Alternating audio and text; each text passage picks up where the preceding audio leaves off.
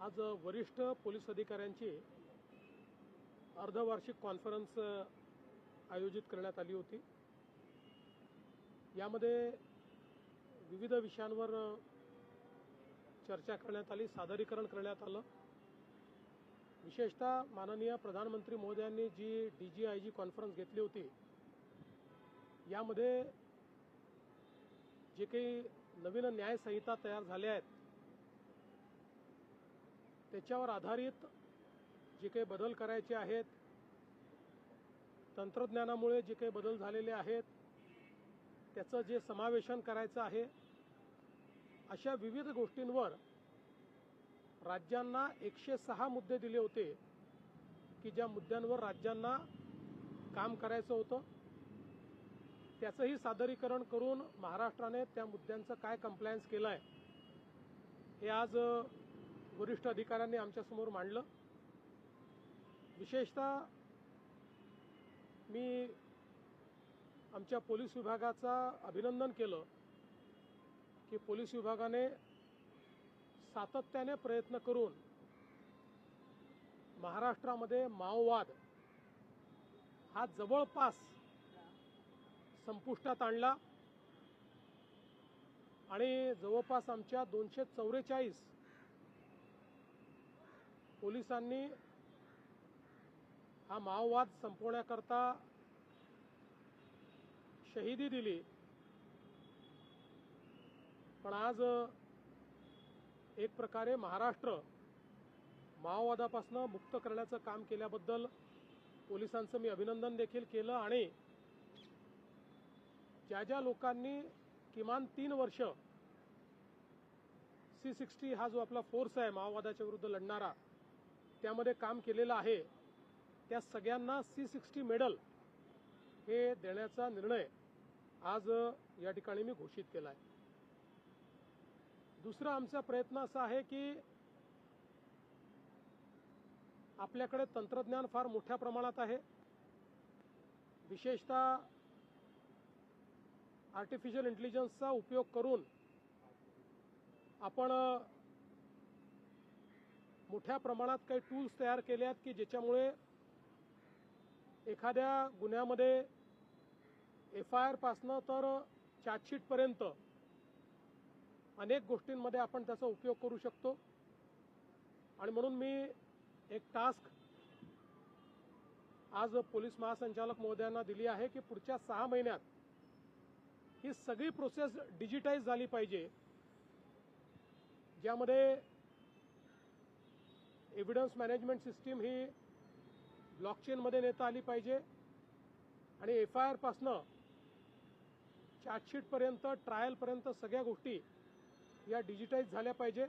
कारण ती कॅपेबिलिटी आता ती फक्त सर्वदूर सर्व पोलीस स्टेशनमध्ये एस्टॅब्लिश करण्याची आवश्यकता आहे। तर त्याही दृष्टीने आपला प्रयत्न असणार आहे। आपल्याला कल्पना आहे की अपराध सिद्धीचा दर हा महाराष्ट्राने चांगल्या पद्धतीने वाढवला आहे, तथापि अद्यापही आपल्याला आपण जे काही ध्येय ठरवलं आहे त्यापेक्षा आपण पुष्कळ मागे आहोत। आपल्याला 95% पर्यंत अपराध सिद्धीचा दर न्यायचा, आता आपण 50% आहोत। सेशन्स ट्रायलमध्ये तो अधिक कमी आहे, त्यामुळे सेशन्स ट्रायलमध्ये जास्त चांगल्या पद्धतीनं तो रेट कसा वाढवता येईल याच्या काही स्ट्रॅटेजीजवर आज चर्चा झालेली आहे। आणि या संदर्भात AIचा उपयोग करून गेल्या 4-5 वर्षातल्या ज्या काही केसेस आहेत याचं ॲनालिसिस करण्याचं CIDला सांगितलेलं आहे की त्यांनी ज्या केसेसमध्ये कन्व्हिक्शन झालं नाही त्याची कारणं काय होती, त्यामध्ये कुठे लूप होल्स होते, असं करून एक निश्चित धोरण तयार करावं जेणेकरून पुढच्या काळात त्याचा अवलंब करून केसमध्ये कुठली गॅप राहणार नाही, अशा पद्धतीचा प्रयत्न आपण करणार आहोत। पोलिसांनी प्रयत्न करून राज्यामध्ये ॲक्सिडेंट्समध्ये कमतरता आणलेली आहे, पण त्याच्यावर अजून चांगलं काम करण्याची आवश्यकता आहे। त्या दृष्टीने काही प्रयोग झालेले आहेत। DGंनी नागपूरच्या एका प्रयोगाचा उल्लेख केला, ज्यामध्ये 30% ॲक्सिडेंट कमी झाले आहेत. मुंबई पुणे एक्सप्रेसवेवर ॲक्सिडेंट्स कमी झाले आहेत. तशा प्रकारचं मॉडेल हे तयार करून महाराष्ट्रामध्ये ॲक्सिडेंट्स कसे कमी करता येतील, रस्ते अपघात कसे कमी करता येतील या संदर्भातली चर्चा झाली. राष्ट्रीय सुरक्षेचे मुद्दे असतील आणि सायबर स्पेस यामध्ये होणारे गुन्हे असतील या संदर्भातली चर्चा याच्यामध्ये झाली. विशेषतः ड्रग्सच्या संदर्भात पुढच्या काळामध्ये ड्रग्स फ्री कॅम्पस ही जी काही एक संकल्पना आहे ती अधिक दृढतेनं कशी करायची या संदर्भात आज विचार झाला आणि त्या संदर्भात एक पुन्हा वेगळं सादरीकरण आणि त्याची एक स्ट्रॅटेजी ही या ठिकाणी डीजी तयार करून आमच्यासमोर ठेवणार आहेत आणि पुढच्या काळामध्ये ड्रग्सच्या विरुद्ध एक खूप मोठी लढाई ही महाराष्ट्रामध्ये सुरू करण्याचा निर्णय हा देखील आज आपण या ठिकाणी घेतलेला आहे. फॉरेन्सिकची आपली जी पेंडन्सी आहे ती आता बऱ्यापैकी आपण कमी केली आहे, पण ती रिअल टाईम बेसिसवर कशी आणता येईल या संदर्भातली आपण चर्चा केलेली आहे. वेगवेगळ्या गुन्ह्यांच्या संदर्भात जे प्रमुख गुन्हे आहेत त्यात कुठल्या जिल्ह्यांचं काम चांगलं आहे, कुठल्या जिल्ह्यांमध्ये अजून काम करण्याची आवश्यकता आहे याचं ग्रेडेशन करण्यात आलेलं आहे. आणि पुढच्या 6 महिन्यात आजचं जे स्टेट ॲव्हरेज आहे त्याच्यापेक्षा वर प्रत्येक जिल्ह्यांनी जायचं अशा पद्धतीनं एक टार्गेट ठरवण्यात आलेलं आहे. आणि विशेषतः चांगलं काम करण्याबद्दल डीजींचा एक दर महिन्याला पुरस्कार आज या ठिकाणी देण्यात येईल. जे चांगलं काम करतील त्यांना डीजी दर महिन्याला पुरस्कृत करतील आणि ज्यांचं काम ॲव्हरेजच्या खाली जाईल त्यांना इंडिकेट करतील की तुम्हाला सुधारण्याची आवश्यकता आहे. अशा प्रकारची ही चर्चा या ठिकाणी झाली आहे. एकूणच पोलीस वेलफेअर असेल किंवा सगळ्या पोलिसांसमोरचे चॅलेंजेस असतील, मग वेगवेगळ्या प्रकारचे जातीय तणाव असतील, धार्मिक तणाव असतील, आंदोलनं असतील, या सगळ्या गोष्टींची एक मोठी चर्चा होऊन त्या संदर्भात पुढची स्ट्रॅटेजी आणि वे फॉरवर्ड अशा सगळ्या गोष्टींवर आज ही कॉन्फरन्स या ठिकाणी झालेली आहे. आणि मला असं वाटतं की याचा एक चांगला परिणाम होईल आणि खालपर्यंत या सगळ्या गोष्टी या कॉन्फरन्समुळे जातील. काँग्रेसचे खासदार प्रशांत पडोळे यांचा एक अपघात झाला. त्यांनी अपघातानंतर प्रतिक्रिया दिली की हा घातपात असू शकतो. या संदर्भात मी जरूर त्याची माहिती घेईल. आणि प्रशांत पडोळेच काय, ते तर खासदार आहेत. कोणी सामान्य माणूस असेल आणि त्याचा एखाद्या अपघातात घातपात वाटला तर त्याची चौकशी केलीच पाहिजे. त्यामुळे समजून घेईल आणि त्याच्यावर आपण करू काय असेल तर. सर, पोलिसांच्या बाबतीमध्ये नवी मुंबईमधील जे विकासक होता त्याच्या आत्महत्या प्रकरणामध्ये एनसीबीच्या काही अधिकाऱ्यांवरती गुन्हे दाखल झाले होते की त्यांनी ब्लॅकमेल केलेलं होतं. मुलांच्या नावाने त्यांना सुद्धा गुन्ह्यात अडकवलं जाईल. 10 ते 15 कोटी रुपयांची खंडणी देखील मागितली होती. असा आरोप देखील त्यांच्या पत्नीने केलेला आहे. तर वेगळ्या प्रकारे तपास होईल की स्थानिक पातळीवर याचा तपास योग्य पद्धतीने होईल. पोलिसांनी गुन्हे रजिस्टर केले याचा अर्थ त्याचा सिरियसनेस त्यांनी समजून घेतलेला आहे. यामध्ये कोर्टात देखील केस चाललेली आहे. कोर्टाचे काही डायरेक्टिव्ज आहेत. त्यामुळे फॅमिलीवरही अन्याय होणार नाही आणि आरोप खरे असतील तर कारवाई होईल या पद्धतीनं त्या ठिकाणी काम केलं जातं. तुषार दोषींच्या संदर्भात अनेक चर्चा रंगताना दिसत आहेत.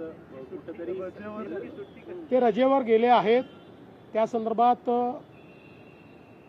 जी काही आम्ही एक प्राथमिक चौकशी करतो आहे त्या चौकशीवर कोणता परिणाम होऊ नये म्हणून ते रजेवर आहे. आपले मंत्री जयकुमार गोरेंनी मागणी केली. सर, आपले मंत्री जयकुमार गोरेंनी मागणी केलेली आहे की तुषार दोषी रजेवर की सत्तेची रजेवर हा प्रश्न वेगळा आहे, मात्र ज्यांनी कायदा सुव्यवस्था बिघडवली अशा संदर्भात देखील संपूर्ण चौकशी व्हावी. बघा, चौकशी ही काही कुणाची एका व्यक्तीची होत नाही आहे. झालेल्या घटनेची आम्ही चौकशी करू. त्यामुळे तिथे ज्यांनी ज्यांनी कायदा सुव्यवस्था बिघडवली असेल त्या सगळ्यांचा जो काही त्यांचं कार्य आहे ते रिपोर्टमध्ये येईल. सर, अधिवेशनामध्ये डांगराचा मुद्दा गाजलेला होता.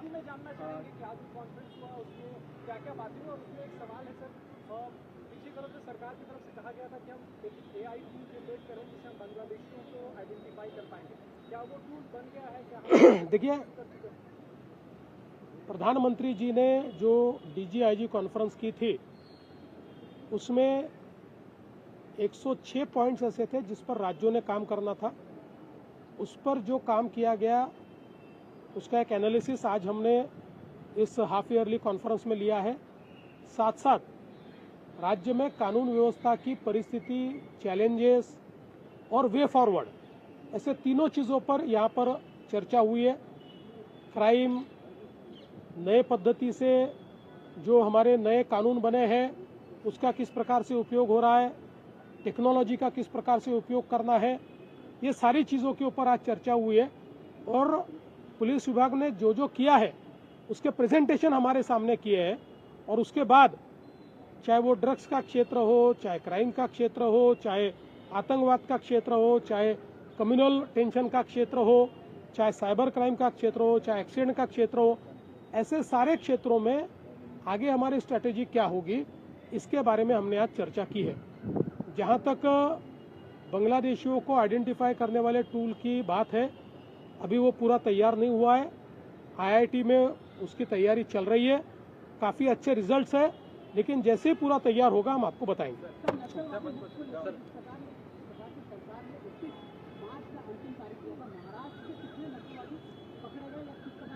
देखिए, मैंने आज महाराष्ट्र पुलिस का और हमारी C60 का बहुत अभिनंदन किया है कि बहुत ही नपे तुले ऑपरेशंस करते हुए बड़े पैमाने पर नक्सलवादियों को सरेंडर कराकर और कुछ लोगों को एलिमिनेट करके आज तकरीबन महाराष्ट्र में नक्सलवाद को समाप्त करने का काम हमारी पुलिस ने किया है।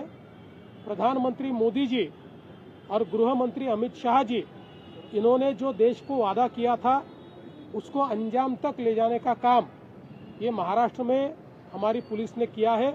इसलिए मैंने हमारी पुलिस का अभिनंदन भी किया है। और जिन जिन लोगों ने हमारे C60 फोर्स में 3 साल तक काम किया है, ऐसे सभी को C60 मेडल देने का भी ऐलान मैंने किया है।